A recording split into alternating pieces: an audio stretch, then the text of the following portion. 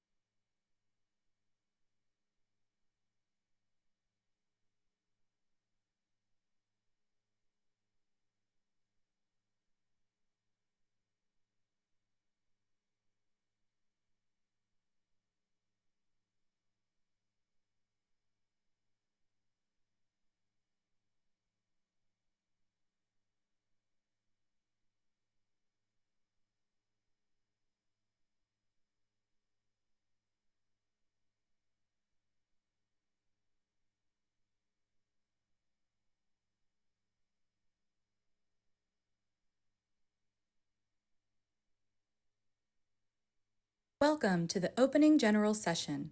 Let's welcome back to the stage satellite guest host Sarah Cruddas.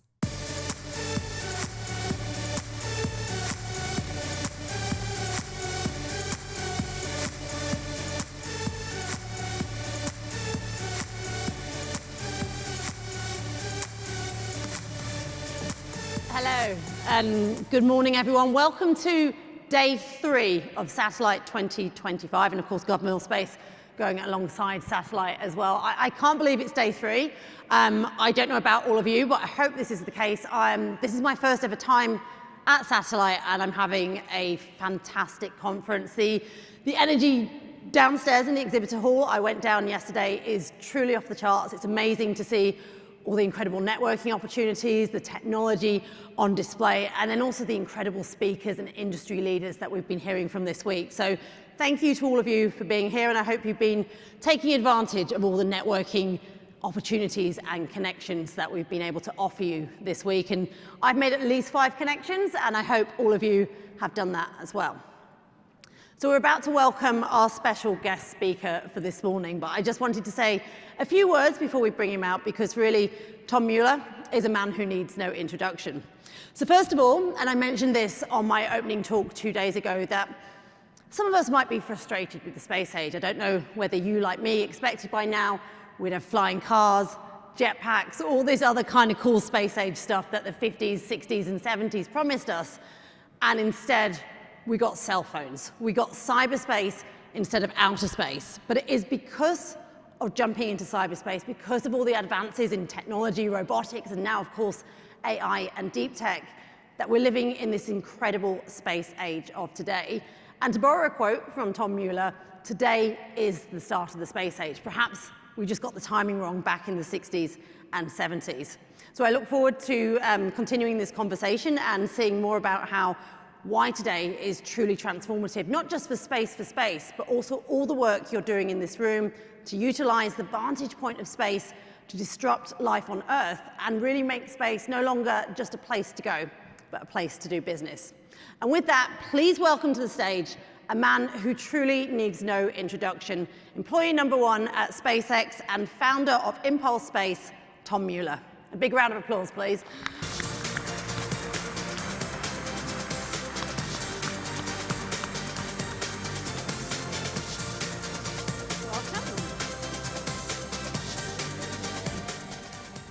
Good morning, Tom. Thank you so much for being here, and thank you all of you as well for being here as well. Now, I borrowed a quote from you. I hope that was okay in terms of talking about why now really is the space age. And just to be clear, we're going to talk about the early days of SpaceX. We're going to talk about Impulse Space in the future. But what's really captivated my imagination is how you say now is the space age. It wasn't back in the 50s and 60s, but now is the time for space. Yeah. I often say that I think that the true space age is starting now, and I think the reason that's happening now is because of fully reusable rockets like Starship coming online. I think having expensive, maybe not so reliable throwaway rockets from the past really limited what we could achieve in space. I think having a fully reusable vehicle that hopefully, the operations get really smooth, almost airline-like, will just change really completely the dynamic of access to space. And that's the world that Impulse is here for. And what made you kind of you've had an incredible legacy with rocketry. You said that you wanted to finish your career out by optimizing chemical propulsion. You got pretty close with Raptor. What made you found Impulse, and do you think Impulse will enable you to kind of solve the fuel problem, solve the fact that there's a limit to how fast and how far we can go in space? Is Impulse the next step?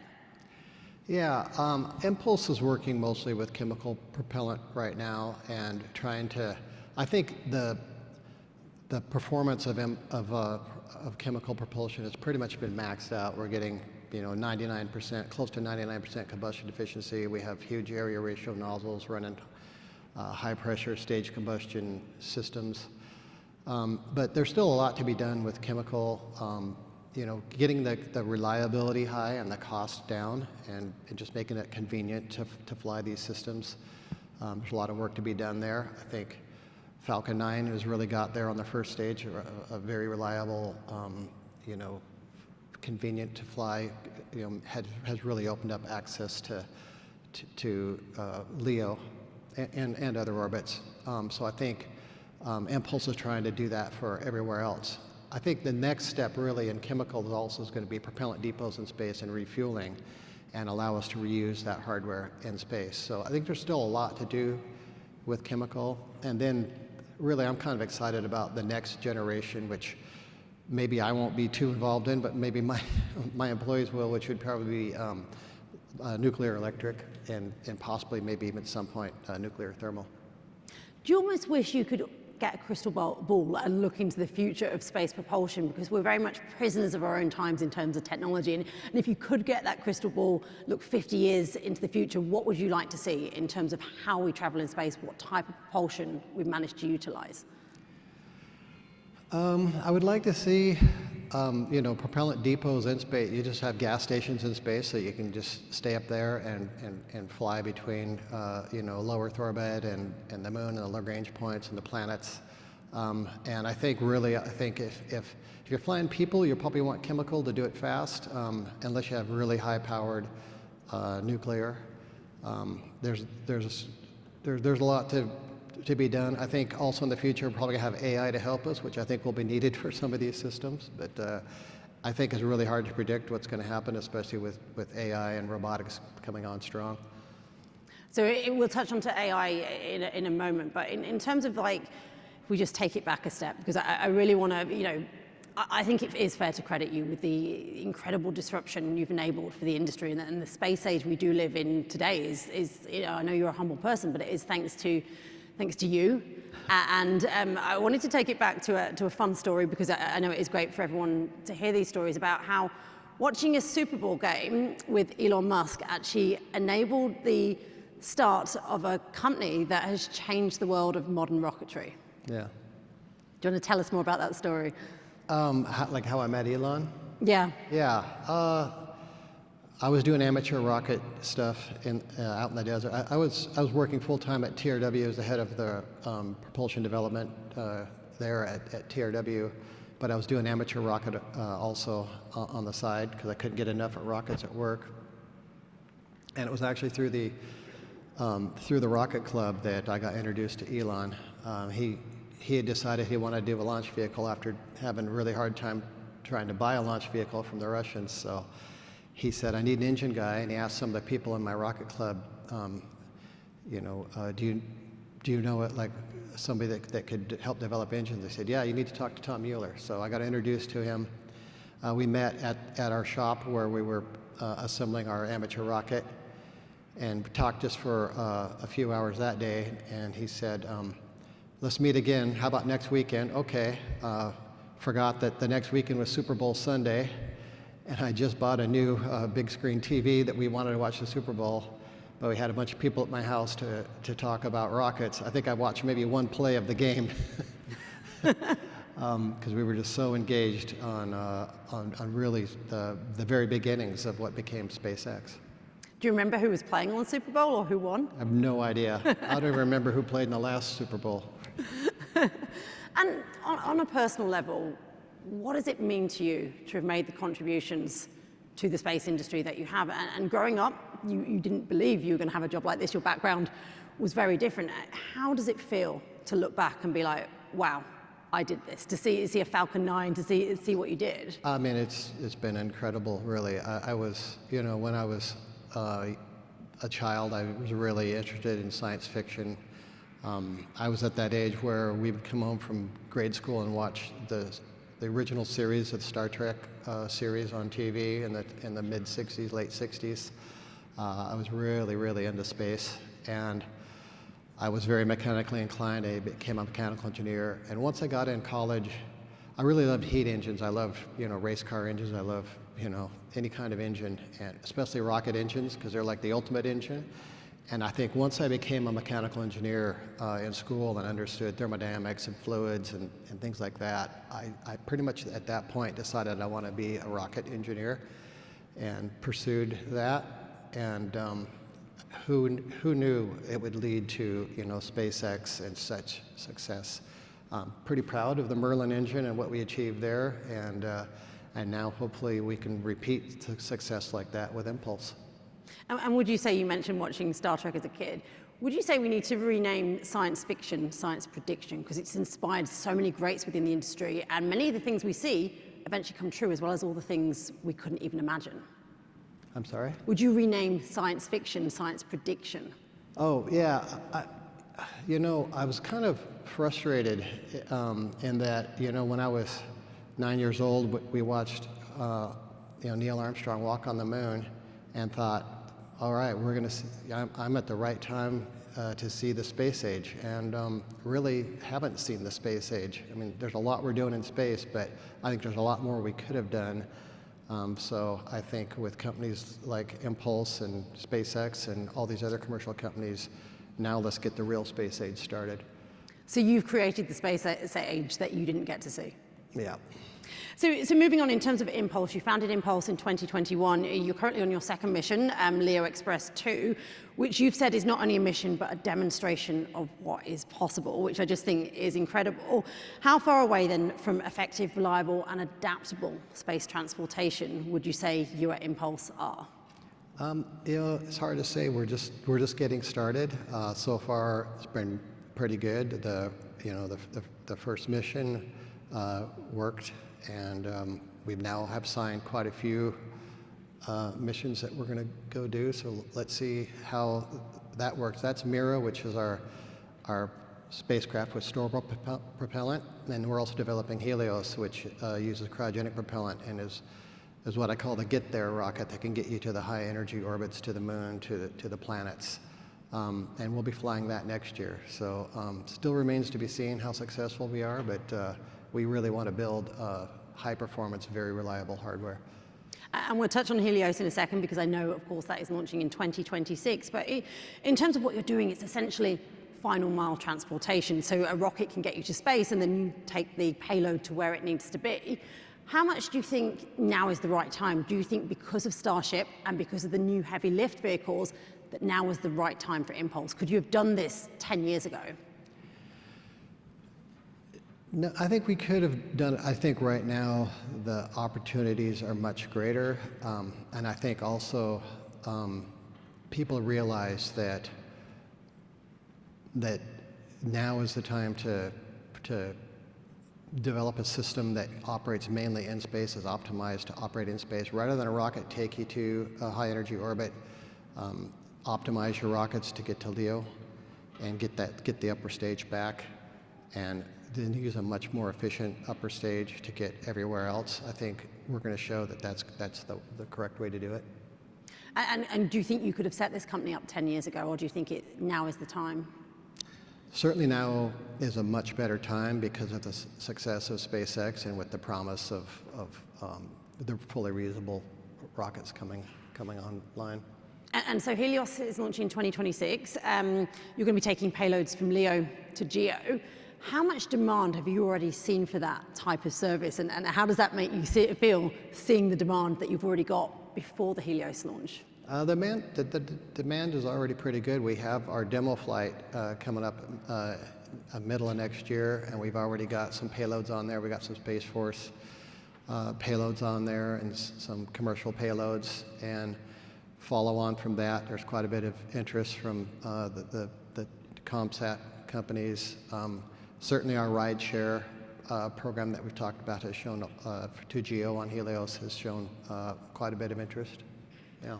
So we get from Leo to Geo, but it's not just about going to Geo, is it? What's your kind of like, is this about the moon? Is this about Mars? What's kind of like, obviously you want to disrupt chemical propulsion and take it as far as it can go, but what is your other goal in terms of where you can take this, how you can help payloads get to where they need to be? Are you really trying to create the space future we were promised back in the 60s?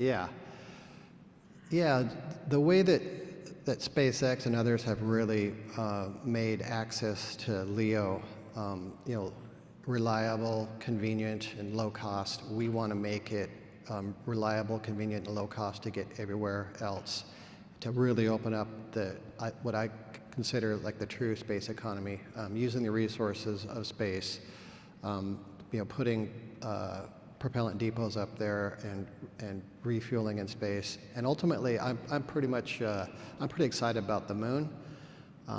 I think there's some real opportunities there. Helium-3 on the moon being one of them, the water on the moon. I really am excited about doing things on the moon. I was super excited to watch these CLIPS missions, last few weeks. Just really amazing. This is really the kind of world that I want.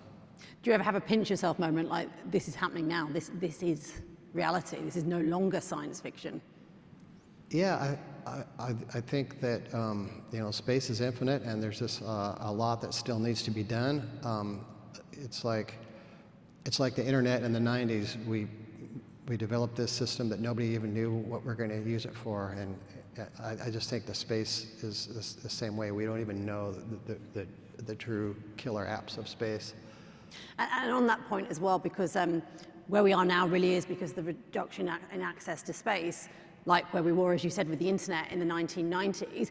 In terms of the type of clientele, the type of customers, are you seeing a shift? Are you seeing it's no longer just space for space, but we're seeing a broad range of industries looking at space strategies and looking at how they can utilize payloads in space to benefit them? Have you seen that shift in the customer base through what you're doing with Impulse?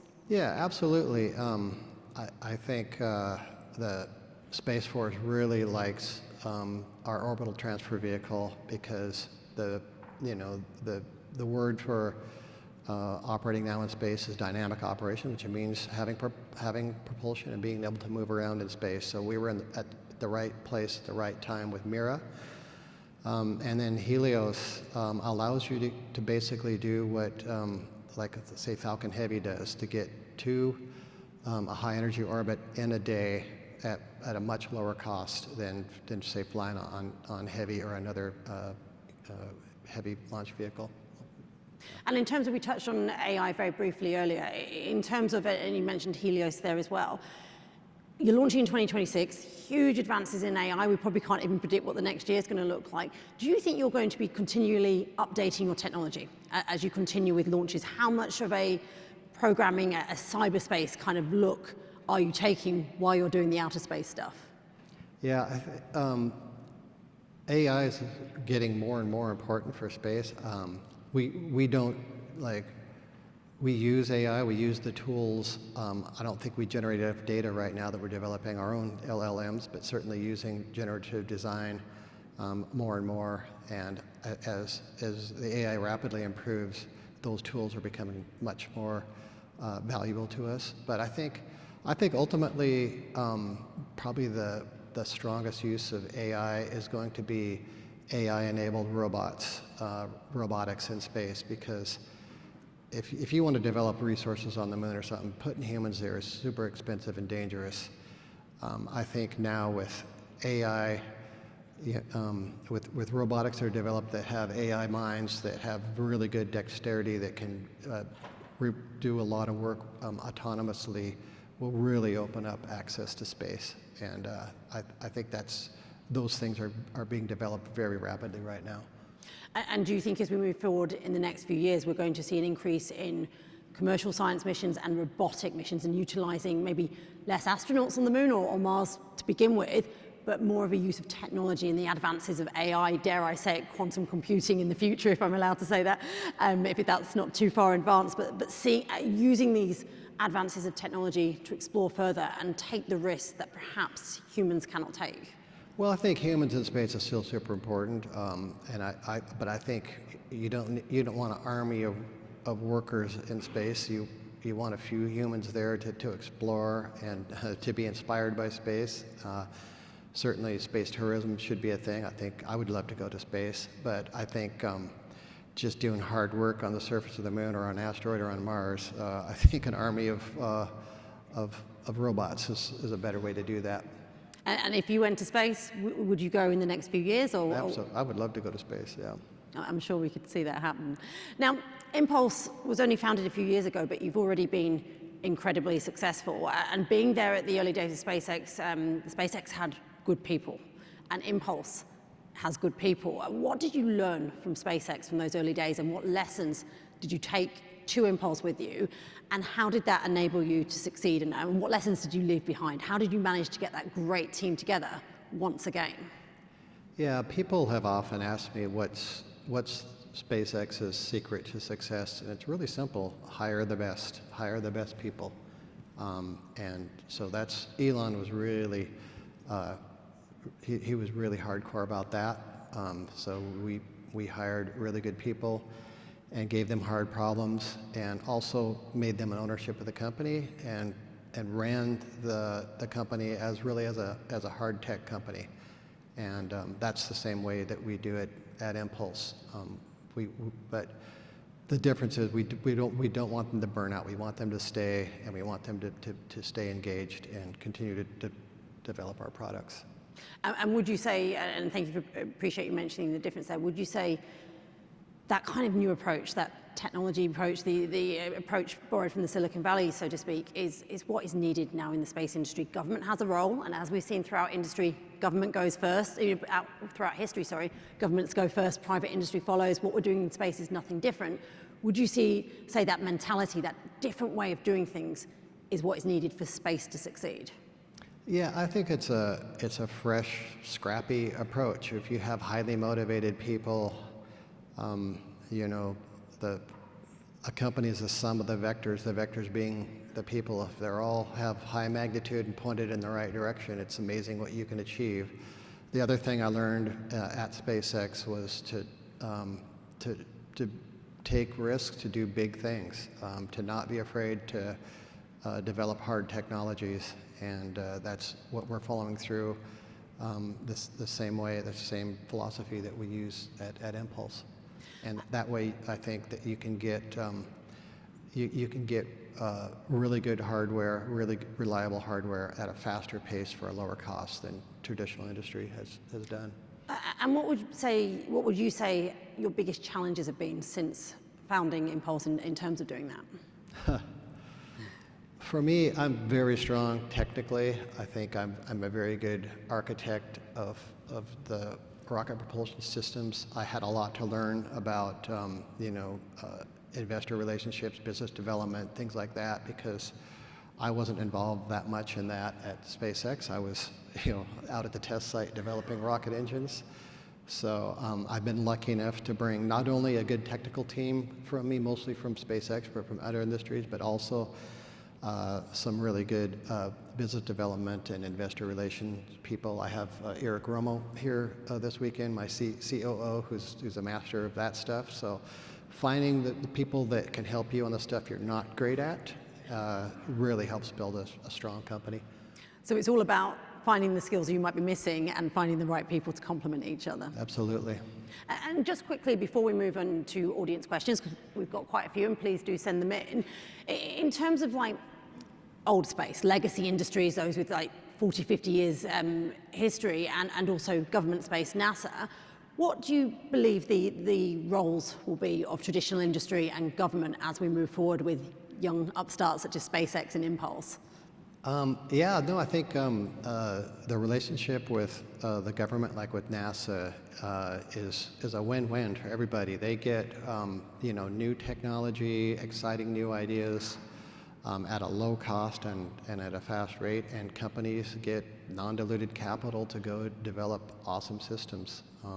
I think it's worked well. I mean, some of the programs like COTS, the Vader program, and certainly we're seeing the payoff on the CLIPS moon stuff. I think continue to do that, step it up, do more. I think this is the way. I think this is really the way to conquer space. So there's a role for both moving forward. Yeah. Okay, so in terms of questions, we've got lots. We'll try and do a quick fire round, if that's possible, to get through as many as possible. So the first question is Impulse Space still working with Relativity Space on a Mars mission now that Relativity has a new CEO? Yes, I think so. We've had some recent discussions that Mars is going to continue, which I'm super excited about. Yeah, your face does light up when we mention Mars or the moon, I've noticed. Yeah. Okay, second question. Can Impulse refuel old satellites with an attachable gas tank even without a refuel port? I'm sorry, I didn't quite get Can Impulse refuel old satellites with an attachable gas tank even without a refuel port? I think so. There hasn't been, we have a mission right now with Orbit Fab to do an in-space refueling, but we're just providing the vehicle to hold it there.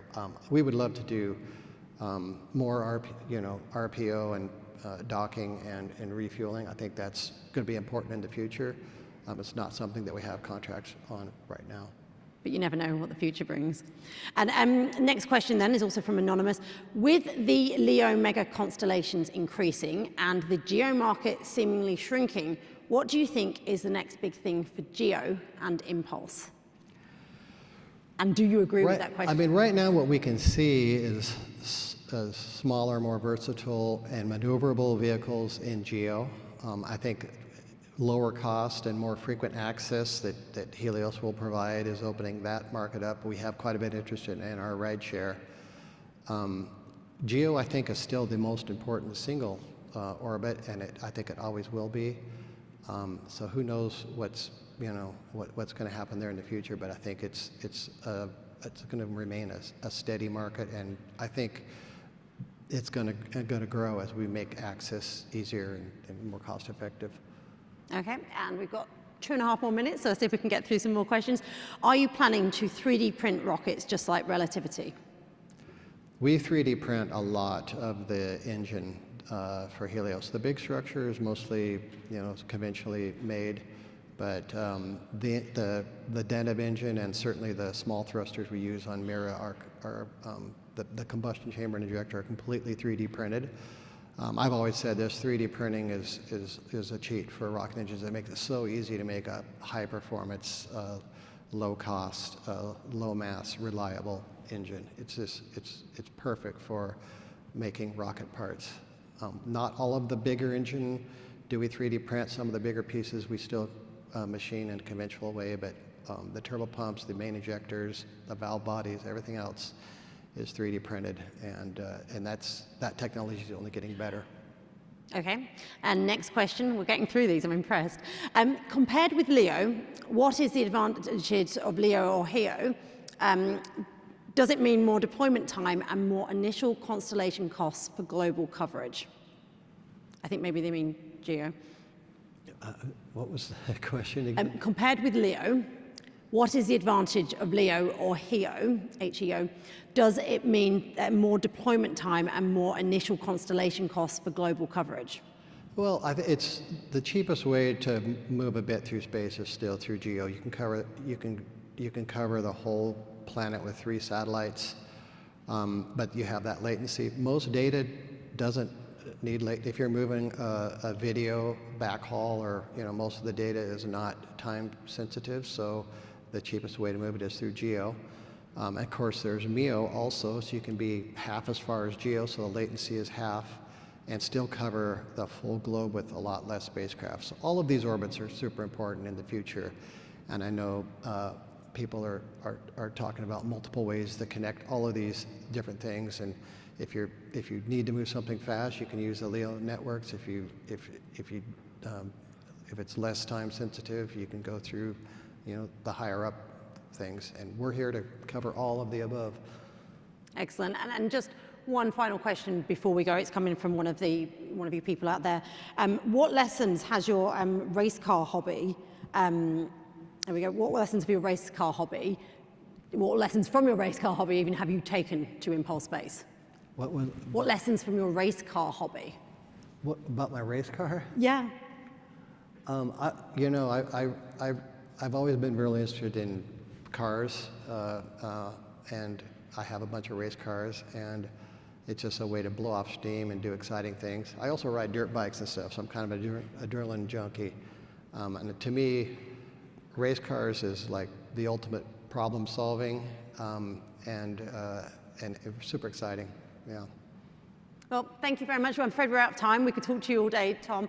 Everyone, please give a huge round of applause for Tom Mueller. Thank you. It was fun.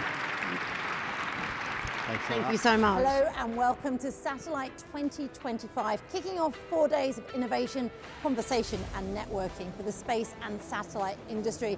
It's only day one and the energy is already off the charts. We've had a big announcement from SES during their keynote, we've had the debut from GovMill Space, and we've had the open reception. So here is a recap of everything from day one.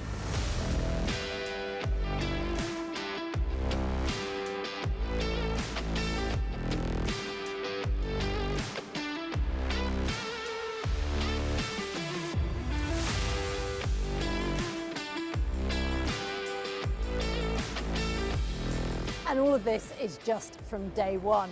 Tomorrow, the exhibit hall opens. We'll be delving into the latest trends, have exclusive interviews and incredible networking opportunities. So stay tuned for the rest of Satellite 2025.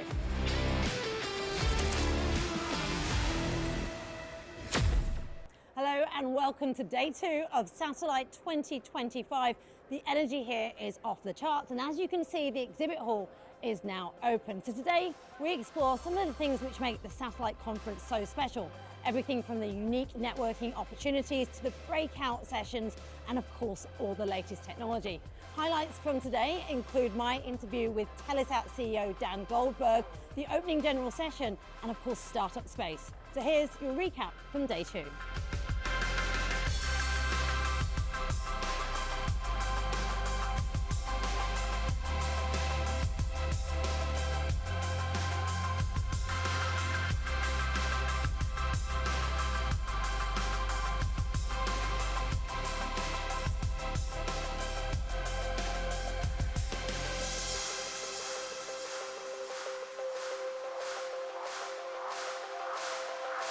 And all of that was just day two. Tomorrow, day three, expect more of the same, as well as breaking news from the industry, insights from leaders, and of course, excellent networking opportunities. See you all tomorrow.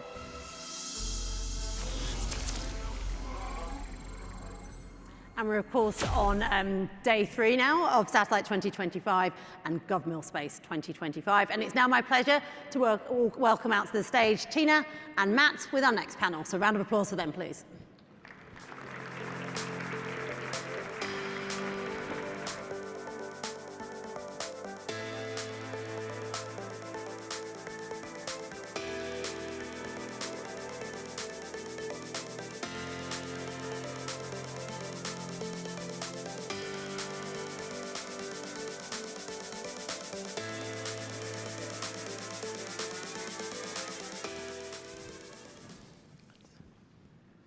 Good morning, everyone. My name is Tina Couture. I'm from the Aerospace Lab. We are a satellite manufacturer based out of Belgium, the US, Switzerland, and France, actually. I'm delighted to be here this morning with a great group of panelists and a co-moderator, Matt. I'm Matt O'Connell. I'm an operating partner at DCVC, a proud investor in Impulse. I'm a big Tom Mueller fan. And we're glad to be here with such a stellar panel and such an interesting topic. Yeah. So the panelists are renowned. You've got their bios. But what we plan on tackling today is the topic around global cooperation for a safe, prosperous, and sustainable space environment. We're delighted to have them all here. We're going to just go down the line here to have them introduce themselves briefly. And we intend to tackle a few topics with the lens of global cooperation around a safe, prosperous environment. This is the satellite industry, so we're going to focus in that area.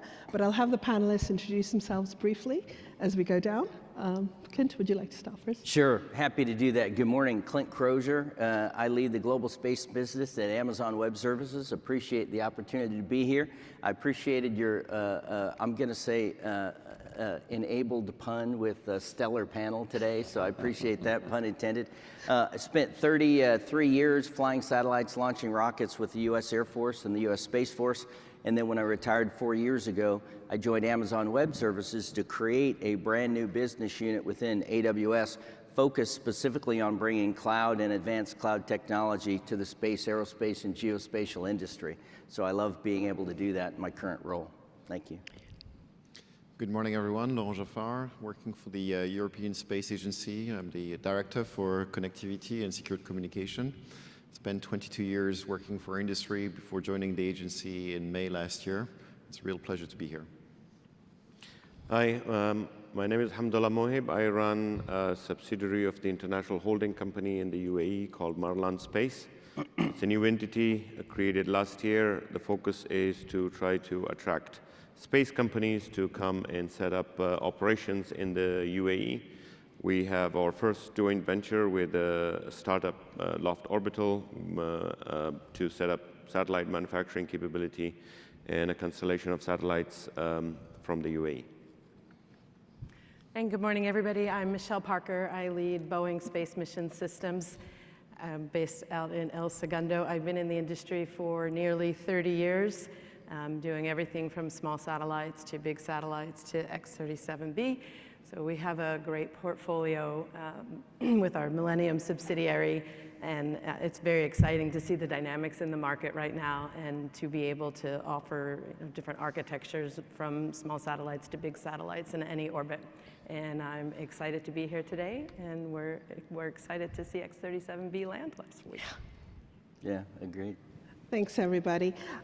So we were just all speaking in preparation for this panel last week and just discussing how this industry has evolved, satellite industry, space industry, and how global cooperation was inevitable, it was required, and whether it was supporting space missions across the LEO domain, whether it was space station activities, where truly it's international collaboration, whether it was satellite missions going for exploration, and we've just taken that for granted.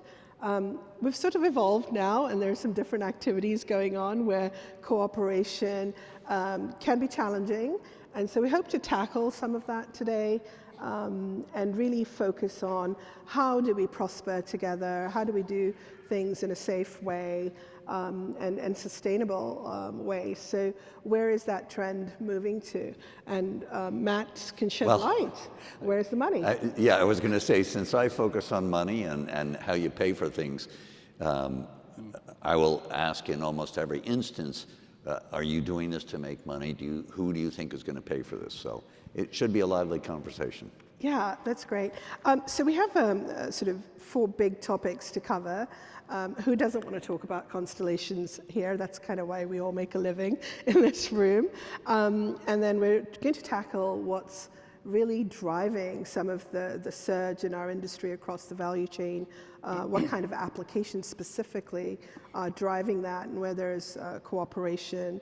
And let's be clear, there's some threat profiles our industry has to deal with, and then we'll sort of round it up again around investments, where they're coming from, are they thriving? So I'll kick it off on the constellation front. We've looked at a lot of commercial constellations coming together, but we're also seeing a surge on very sort of government-focused constellation with a sovereign twist to it. So perhaps I can throw that over to Laurent to start, and then maybe Michelle can talk about something, and then Clint, maybe you can discuss what's happening in the world of constellations. Yeah, I think that when you look at connectivity, commercial users usually are agnostic to who is delivering the service. They just need to be connected. Governmental users are quite different. They need to be sure that the service is secured, resilient, sovereign, and that the information transitioning through the network is not going to be tampered, intercepted, and basically keeping the notion of sovereignty. So constellations have been an add-on, in fact started by the commercial world and adopted by the governmental users, in the sense of how could we take advantage of this low latency that the constellations would provide. And in fact, what we see is the trend is to move into a multi-orbit. One, because we don't necessarily have the funds to go and deploy thousands of satellites in low Earth orbit or medium Earth orbit, but to take advantage of existing assets, governmental geosatcoms, and then commercial assets, which will then evolve. And we have launched in Europe the IRIS Square program with the European Commission, exactly to that end, to deliver sovereign, autonomous, secured connectivity to governmental users in Europe, in the Union. The key is also to work on standards, to have proprietary waveforms, to have proprietary modems, to have anything proprietary is creating a vendor lock. We can't afford it. And we are really pushing to work towards the 3GPP standards, 5G standards, and to ensure that the ecosystem is interoperable. Michelle, where are you seeing some of this constellations coming together? Right, I agree with all of that, and it's been really an interesting time in the market to see the expansion of constellations. We talk a lot about low Earth orbit constellations. We've also, we think medium Earth orbit is a great sweet spot. We've worked with our customer SES to deploy the O3b mPOWER constellation, which is 6 satellites cover the globe, and then you can augment with additional satellites beyond that. So there are different, different architectures and different orbits, and I like what Laurent said about interoperability between the orbits. We're seeing a lot of discussions about that, requirements through that, and I think that really gives us an opportunity to put the right mission in the right place. And have opportunity for interoperability. And we're also seeing a lot of discussions on collaboration, and does every country need to put up their own constellation, or can we have a collaborative constellation that is a global coverage? And I think that's a really exciting discussion, and again offers up some opportunities to get some really great capability in a blended environment with a lot of partners using the same constellation, which could help from a sustainability aspect as well, to not have everybody with their own individual constellation. So would you say that in your portfolio as a global commercial organization, you're equally addressing both the commercial and government sectors, or are you seeing sort of a regional focus in any way? Yeah, I would say within our portfolio, I mean, we have, we've been building satellites there for over 60 years. So we've seen definite dynamics in the market where sometimes government is more, the focus, sometimes commercial. That's been through the past decades. I think right now we're a little more highly government, a lot of discussions on government, but we still do have a big commercial footprint. And again, I think that will continue. And then, of course, discussions between government and commercial, which we haven't seen in the past, right? And those are, in the past few years, have been much more prevalent of how can government utilize some of the commercial assets as well for some of the capabilities that they need. And again, I think that opens up a whole new area to talk about how that, what the policies and procedures and requirements would be to do that. So really seeing a bit of this blending that we hadn't seen in the past. Well, that's great. If I can just piggyback on that too, Tina, I think that's really powerful. The two comments that you've made here, multi-orbit integration and really software-defined capabilities are key. And on the multi-orbit, I'll just reflect back, those of us who have been in the business for a while, I remember there was a time where I was commanding Schriever Air Force Base, now Schriever Space Force Base. And so we had a ground station, a ground system built for GPS. And then even though we were under command of both GPS and all the military satellite communications, WGS, AHF, Milstar, et cetera, I had an entirely separate command and control system and ground station capability for the MilSatCom. So I'm in command of this single organization. I have multiple ground stations and multiple command and control systems, even within my own organization. As we move to multi-domain, multi-orbit, we have to integrate all those capabilities. We have to integrate common ground system standards, common command and control capabilities, data integration, and that's going to be key to the future.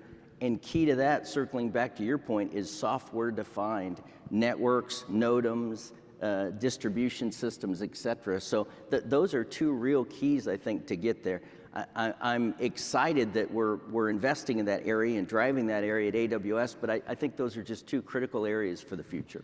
But how do you transcend the global cooperation when you have cyber involved, sovereignty issues involved? So how do you transcend that? At the tech level, I think most of us in the commercial sector are all about, proliferating the globe. But how do you transcend that from the sovereignty aspects of perhaps IRIS² and what you're talking If about? I could piggyback on that, I'd love to hear you and then Michelle talk about applications from a private sector point of view, because I think there are some that are going to really need cooperation, space situational awareness, space domain awareness, debris.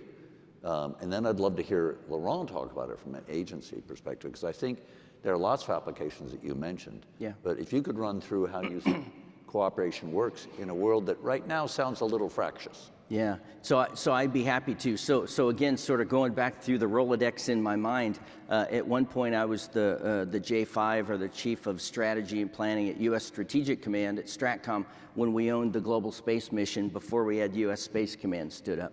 So I had the privilege of leading what was called the CSPO activity, the Combined Space Operations Capability with the U.S. and the Five Eyes. And then we added France and Germany, and recently have added Japan, Italy, and Norway. So it's grown to a coalition of 10. It was done because all of those countries recognized that even though we all value sovereignty, none of us had the capabilities individually to meet the overall mission requirement, and we were much better off sharing data, sharing information, sharing systems. So I think it still comes down to the fact that with cost requirements and capability requirements today, coalition of like-minded nations and like-minded organizations is always going to be more effective than trying to go it alone. Our response to that has been providing the infrastructure that allows all that integration to take place. You have to operate on a standard system, whether it's command and control or data integration.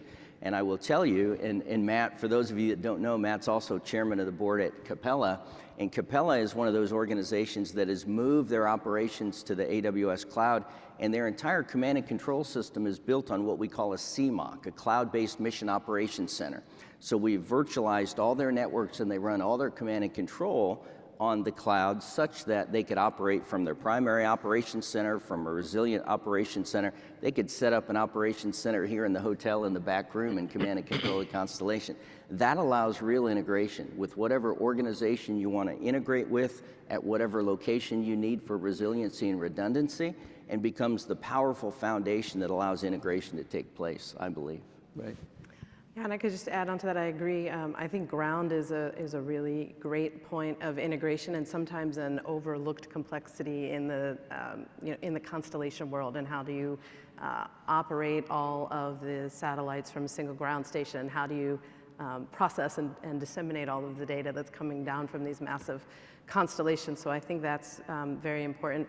And then when you talk about collaboration or say global coverage of SDA, what I think is really important is to be able, we are developing sensors that can be placed anywhere, right? So you can have different sovereign nations have capabilities, but again, they can be interconnected and based on the same technology and the same, hot production lines. So you are very easily producing for various customers a network that can be interconnected and controlled from the same ground station.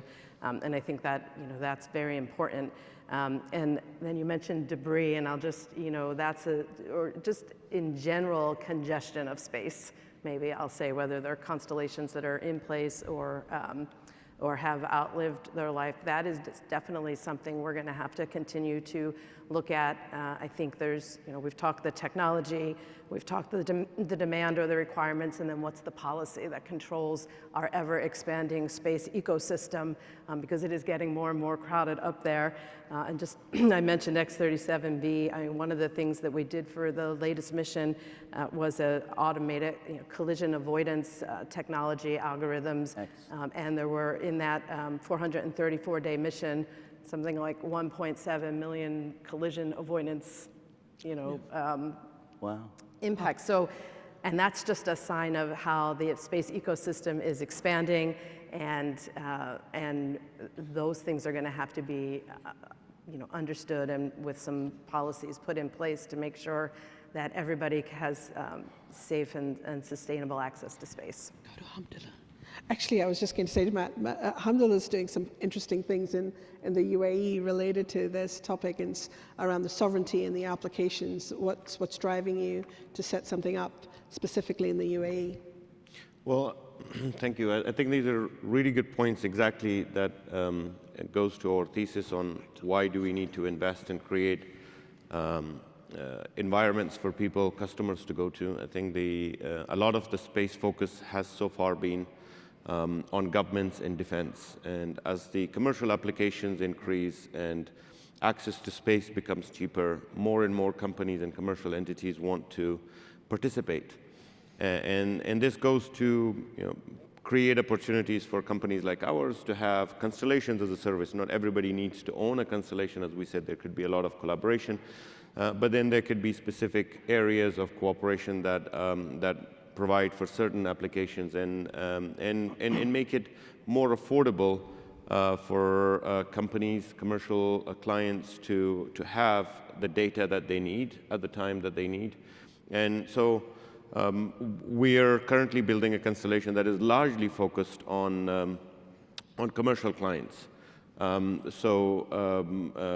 we learn and coordinate, we are realizing that there is even greater need, and that area has kind of been ignored because most space companies are focused on government contracts, and that has been the bread and butter for all of us. But as it has become more affordable, I think the broader footprint there is creating new opportunities. I'd also say that as we think about sovereign spaces, there is also a need for other nations to want to have the services that perhaps would give them more freedom. The world is getting more fragmented geopolitically, and countries would want to have some guarantee, as we depend more on space, that they have resilient infrastructure that would ensure continuity of their needs. And so the facility that we're building actually is quite significant for the country that we're building in Abu Dhabi. It has the capacity to build up to 50 satellites a year. And we think a lot of that demand would be driven by not just the UAE, but the region around and Southeast Asia, who are approaching and have their needs, but they perhaps want to be in a country where they could they don't have to play the geopolitical game. And so it's driving business, and we want to be part of it. Not many countries can afford space.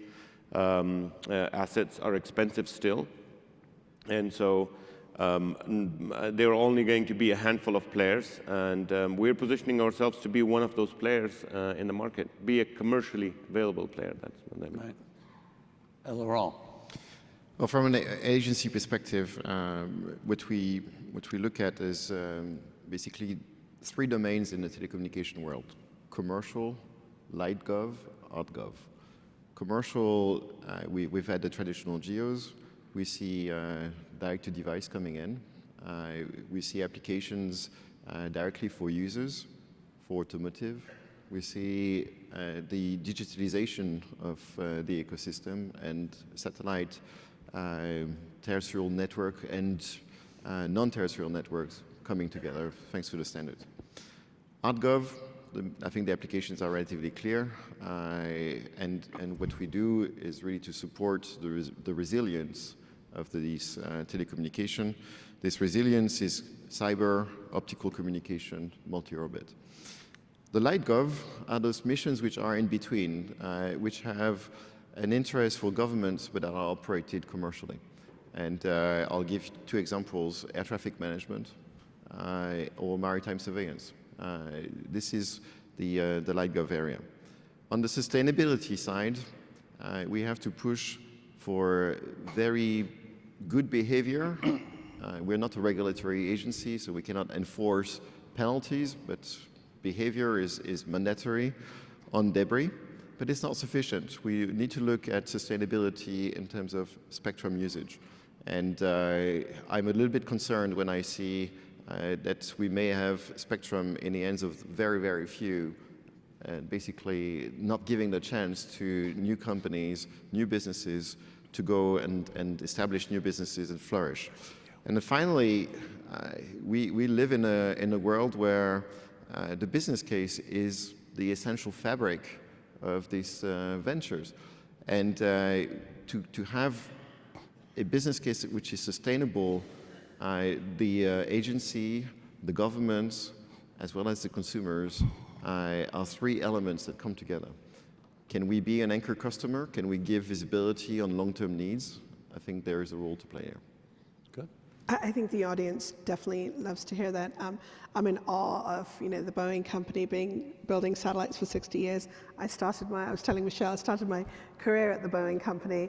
I'm now part of a company that's 6 years old and really doing amazing things in the last 6 years with 8 satellites up there. So it's the opportunities that are created, whether it's government opportunities or commercial opportunities, for all of us players to exist.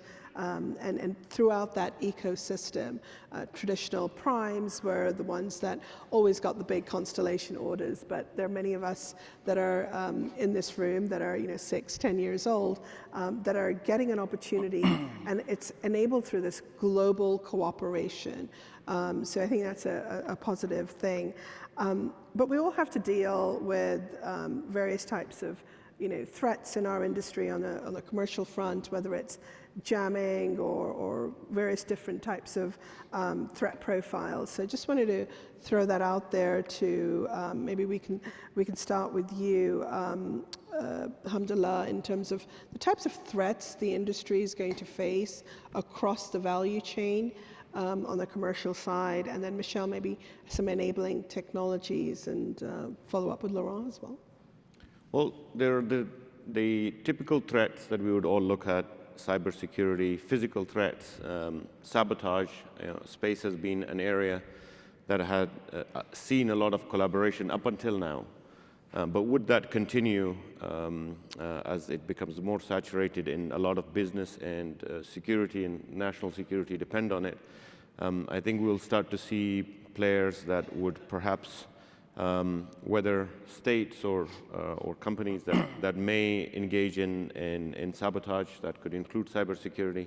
But I would also say that from what we have seen in recent news, nations and countries, companies large that would depend on this spacecrafts would start to think about other threats that could emanate. That is the cut of service. Policies that other nations may make that could render you outside of what you're dependent on. And so I think in this new type of threat, we're going to see more sovereign space needs, and so while we're trying to address all of the traditional threat mechanism, we should not ignore why people would want to enter this area, and then that increases even more of the problems that we currently have with it. Is debris, unnecessary spacecrafts that are not fully utilized. It opens a whole new area of threats that we should be aware of. Right? And of course, I think the panelists here probably all quite well aware of cybersecurity threats, saturation of spectrum, all of which are being addressed by many amazing companies that are here, and including yours, Boeing, and everybody else. Yeah. Michelle, how are we getting ready for this on the tech front? Yeah, I think you could talk about a number of things within the threat domain. Maybe I'll start with things that we've already seen, like jamming. Jamming of different satellites and communications, or the cyber threat. right? And it was already mentioned, software defined, which I think gives us a lot of advantages that we haven't previously had. You know, you used to launch a satellite and it would operate for 15 years and you didn't change it, and it was very bespoke. Now with fully software defined radios, first of all, you can you can null out the jammer, so you can reconfigure your payload to be able to avoid the jammer, which is some of the technology that we're using as we transition our integrated payload array that we used on the O3b mPOWER constellation into the WGS, the wideband global SATCOM constellation, is evolving that technology with anti-jam and protected SATCOM capabilities, a lot based on the software-defined aspects of that and the ability to reconfigure, move your beams around. And I think that, so that's one aspect that can counter jamming. Cyber threats, cyber threats are changing every single day.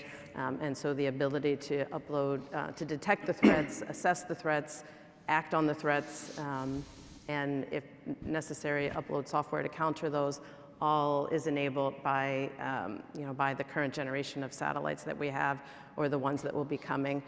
And then in general, just space domain awareness and knowing what's out there, being able to, look around in the area and see what might be out there and counter that either through movement of satellites or other means, I think is a lot of things that we're seeing come to the forefront.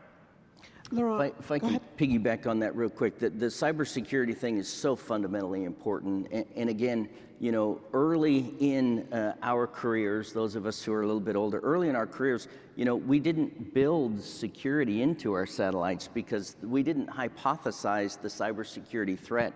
I remember GPS, again, GPS was built as an open system to make it available to the world, and then we had to go through a very difficult period where we back-engineered GPS to ensure we had all the right cybersecurities. It's secure today, don't worry.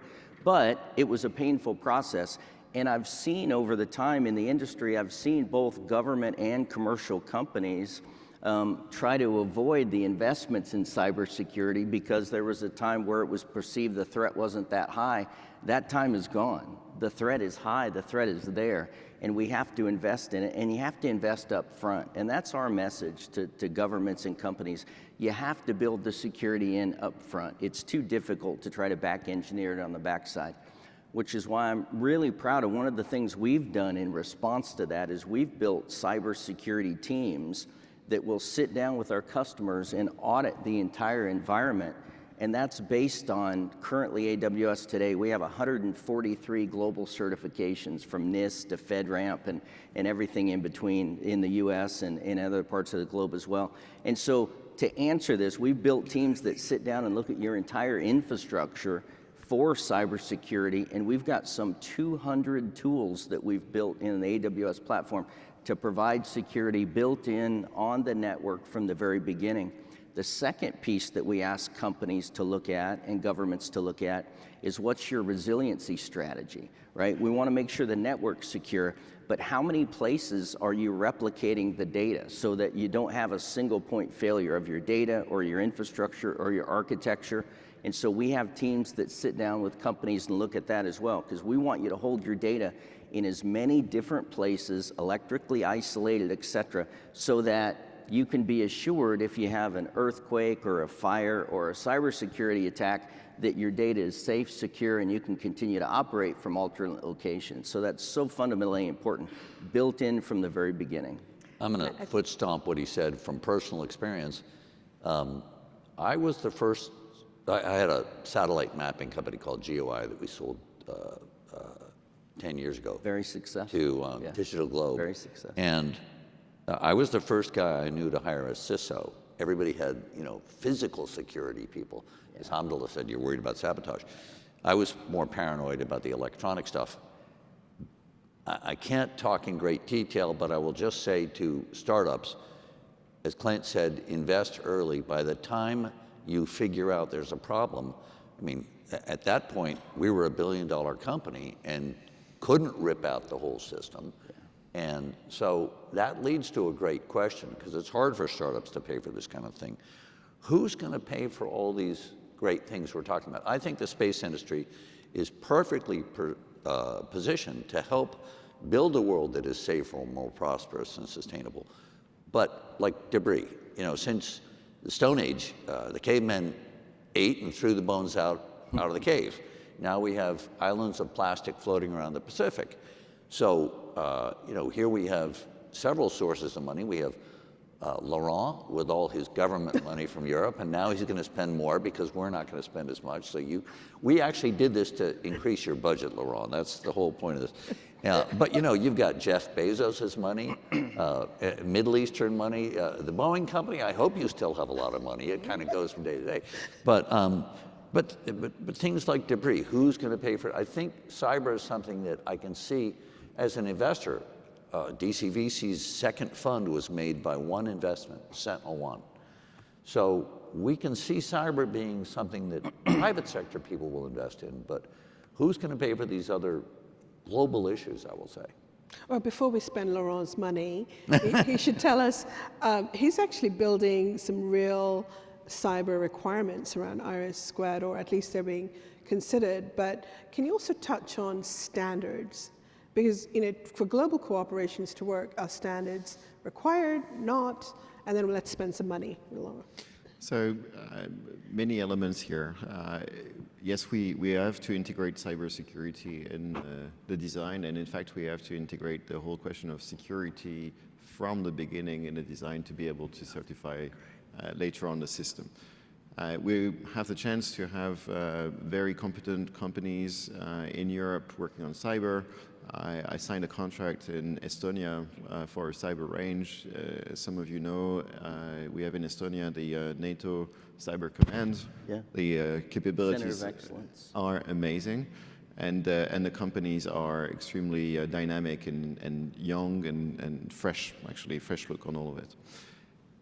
The question of standards are, in my mind, both in terms of RF standards, but also optical standards. And in fact, optical link is probably the most resilient link you could have, because if you want to temper it, you have to be in the middle, and you would detect that you're having somebody in the middle. And what we're looking at is not a European standard, not an ESA standard, but actually a standard that would allow potentially, if desired, interoperability. We're lucky enough to have in Europe also top-notch companies in terms of optical links. They're also working on the future with quantum keys distribution, with quantum information networks. And we believe that there should not be a European standard. There should be interoperability with the US. And when I hear that the US may move into a different standard, that gets me a little bit of some headaches. When it comes then to the question of debris and so on, I mean, we are facing as a society a problem of how do we deal with our own trash. And at one point in time, you had to have regulations, and you had to have the bad word, taxes, being put in place to force people to be disciplined and to have a collection of the trash, and then the recycling of the trash to minimize the impact on the environment. Now, coming to space, I think that we should really consider at one point in time, how do we create an incentive, not only a penalty, to have a responsible behavior? How do we also find a way to regulate those actors that shouldn't be there? And if you look at cars, if your car is not roadworthy, you're not allowed to drive on the road. If your satellite is not space-worthy, why are we not giving instructions to those operators to deal with it before we create a major issue? So there is an ecosystem that needs to be created. We can participate. I think that it needs to be the carrot and the stick. What is the reward? What could be the penalty? And as I like to remind myself from my industry days, a bigger stick does not create a carrot. Mm-hmm. On the investment side, I'd say we hear a lot of pitches, obviously, and there is a capital need for space companies to attract private money. And we hear all kinds of companies that are doing really amazing work. But as investors, private investors, they want to know whether they'll have a return and when will they have a return. I think space agencies, NASA and ESA, they're doing, they're able to provide long-term support for strategic projects that could go on and hopefully produce results. And they have more time on their hand that they could afford, and they know that research does take time, and sometimes R&D can be lengthy and maybe not meet financial needs. But when you're a VC firm, let's say DCVC or one out of Abu Dhabi, they're thinking about, well, when will I have a return on my investment here? And so when we see companies that come to pitch us, whether it's launch companies or, I mean, there are some, let's say, satellite companies, and they have a much more poignant business case, and you can see where that would return its investment. But if it's, let's say, a private space station, and you get to see 3 or 4 come to pitch, which one of these will succeed? And then it goes back to the point about which one of them are going to secure those NASA contracts, because that is where the non-dilutive capital could come in and make it work. So I think I mean, I'm sure there are companies here that are making their visits and rounds to sovereign wealth funds and VC firms and family offices in the UAE. They all have that same question on their mind, whether this is a business case or not, right? And then so that's where our firm's focus became shifted to partnerships, because now we are mitigating that risk by providing services in country and creating services that may otherwise not have financial return. And so I think it's a very interesting era that we live in. On the one end, space is becoming more private, and there is more private effort. But at the same time, there is still a lot of uncertainty about which of these projects will be able to have significant returns.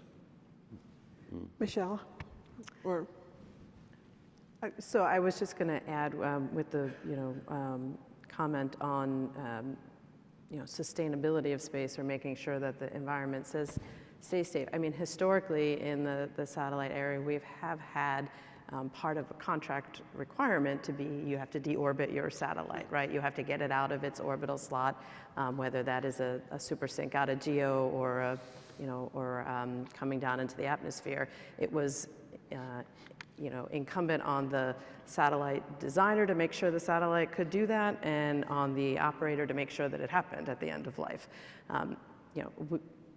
That was in a much less congested space environment, right? We're looking at something that is much more complicated and populated space environment.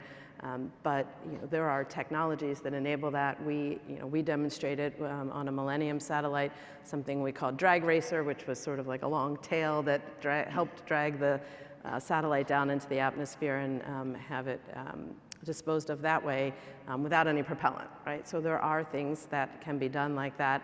We're seeing discussions on grapplers that remove things from their orbit. But drawing on what we've done historically with some of those requirements and needs to make sure that you're clearing out the orbital slots, I think we can build on that, right? There's a precedent for that. And the reason that we did that is because there's limited orbital slots, there's limited, it's big, but there's still congestion in space. And I think there's a lot to learn from what we have done to be able to move that forward.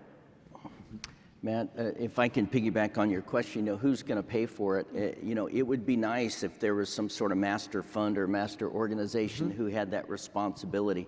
I think that's a long road to get to that kind of position. I think more likely what we're going to see, and I'm speaking as somebody who's been in the industry 38 years, not necessarily on behalf of Amazon or AWS, but I think what you're probably going to see is somewhat akin to cybersecurity, right? The global banking and financial institutions realize how critical cybersecurity is, so they have invested in both industrial cybersecurity and individual company cybersecurity.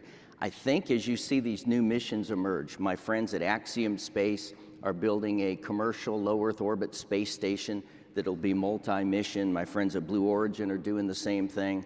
We've got companies right now today that are working on asteroid mining, in-space servicing, in-space development of and production of product and capabilities. I think you're going to see those companies and those consortiums start to pay for mitigation, debris mitigation within their orbital regime, either in their geo slot or in their specific altitude at LEO, because that's going to be the key point to allow the mission to proceed. Unless you can ensure that you're protecting that bubble around the low Earth orbit space station or the asteroid mining capability, you're putting your investment at risk. So I think you're going to see those materialize.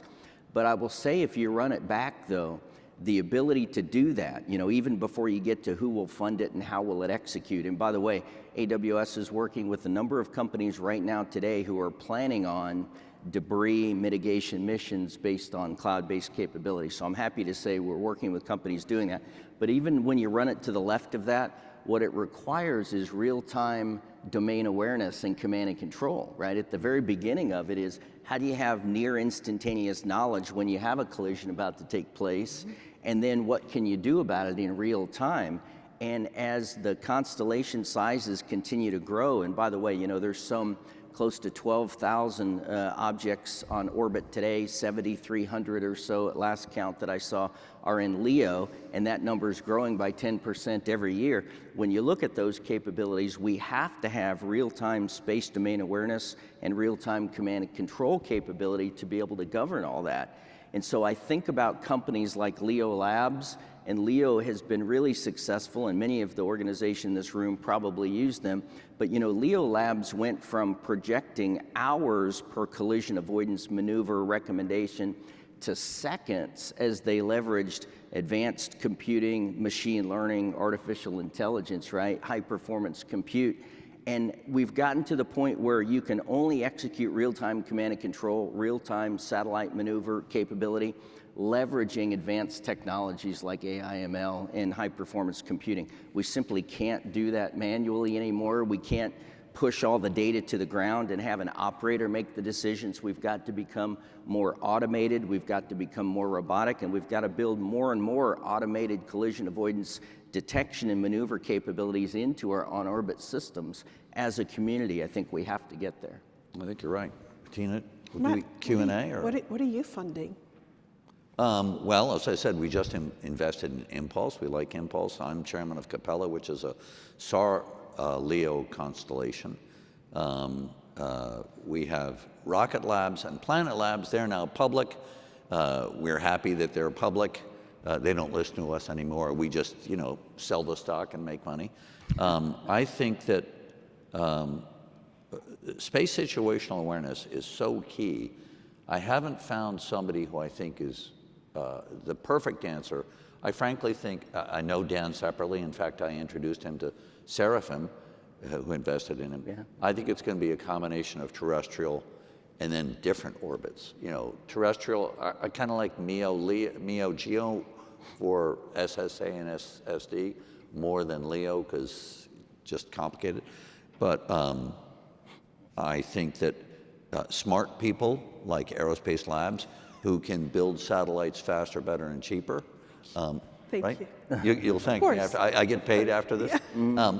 No, but I think that, I had a very interesting breakfast talking about ground station as a service. In fact, Hamdullah and I sat and talked about that opportunity for sovereign states around the world yesterday. So I think there's tremendous opportunity in space.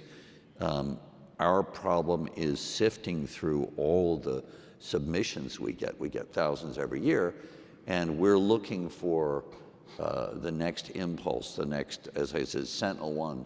In venture capital, you lose a third of your investments, you break even on a third, you make some money on a third, and you hope for the bluebird. Sentinel-1 returned our whole fund. That was DCVC2. We're now on DCVC6. So there's a lot of appetite. I think this industry has a lot of potential to help.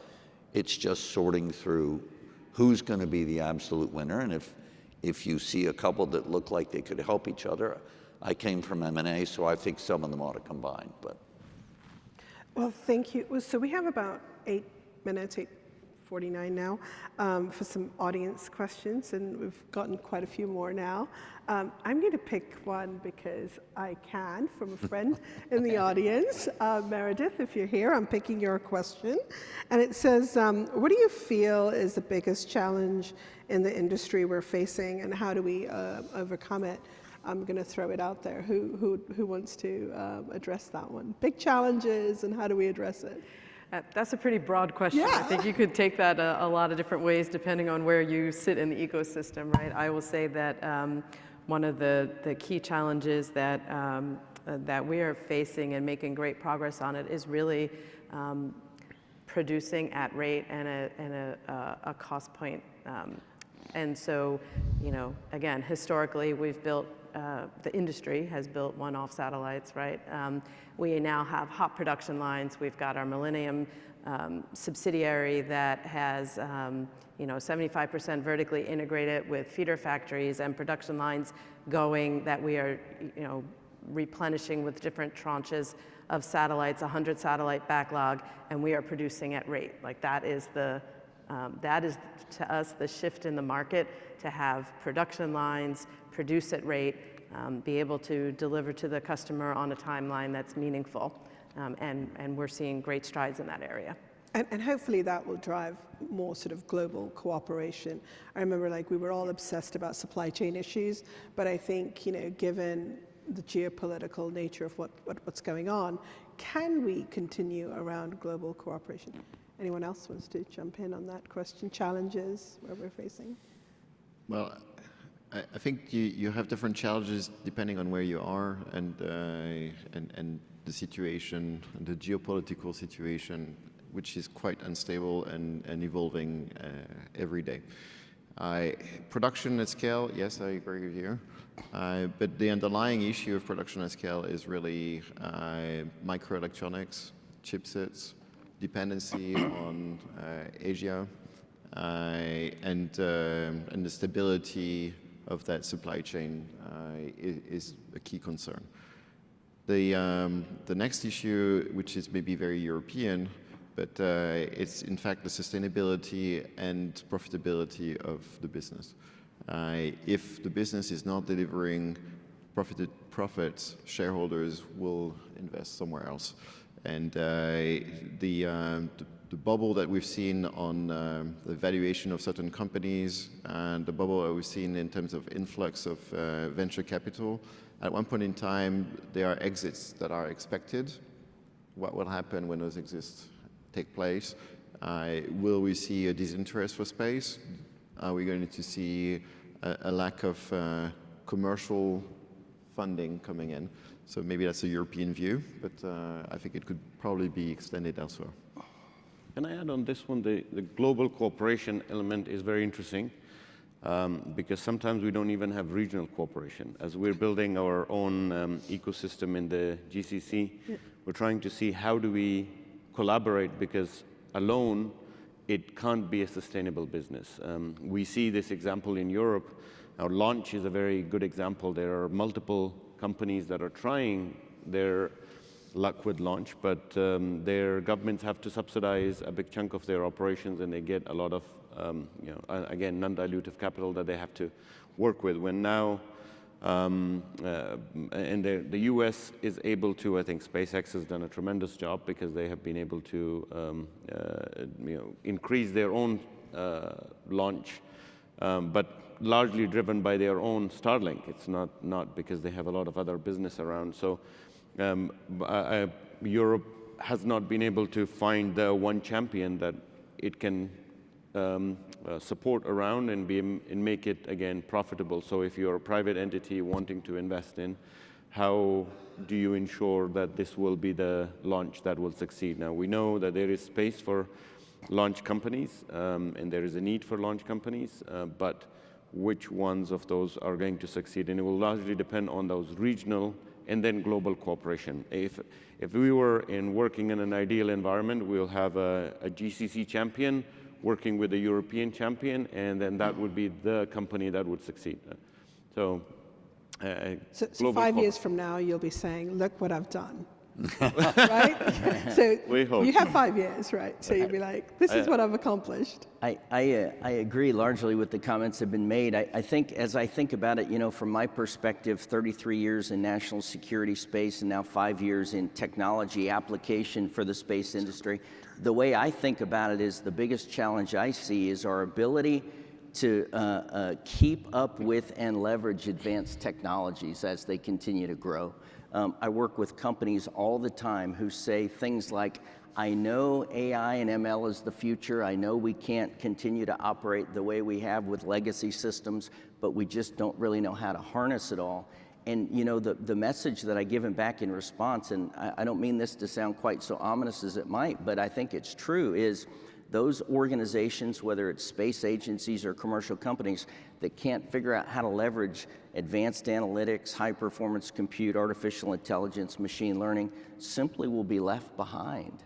And so we have to ensure that we're building systems that are flexible enough that they can continue to migrate and spiral with new technologies so that we're not 10 years behind when we field a new system, whether it's government or security. And that goes directly to national security too, by the way, because there are organizations in countries around the world who are building capabilities based on advanced technologies to deny those cooperating countries that many of us would represent, to deny the capability to operate in a free space environment. So I think that's critically key. Even as I think about things like generative artificial intelligence, which I believe will fundamentally change the way we operate in space. Even right now, we're seeing NASA and other organizations start to embrace Gen AI. NASA has started moving their technical manuals to a generative AI capability such that it can provide recommendations on how to design new spacecraft and generate new ideas and concept for engineers based on existing NASA standards and requirements and technology needs. And I think that's just going to be powerful. So to me, ensuring we can rapidly insert new technologies into our platform systems and capabilities is going to be key to the future. So I'm going to turn the question on our Grand Inquisitors. You don't just get to ask questions, but I will say that as to Clint's comment, the other night I got to attend a little dinner hosted by the Milbank Law Firm. They had the Washington Post columnist David Ignatius, who's written a great new book called Phantom Orbit about that, using advanced technologies to do mischievous things in space. But what do you think is the biggest challenge? I think the biggest challenge is just, I'm fixated on the whole global cooperation thing. You can imagine why. And I don't like companies hiding behind this imaginary sort of regulatory or trade issues, et cetera. So I think if, as technologists and product people in the room that are thinking about commercial and even government, I think, trying to work on things together to just proliferate and go to market quickly.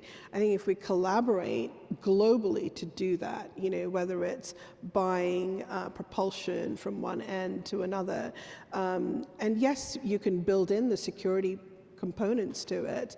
I think here in the US, the SDA did a phenomenal job of, yes, they're working with US primes, but when you dig further in, take, for example, the optical links, Laurent will tell you the majority of the players are coming from, Europe, for example.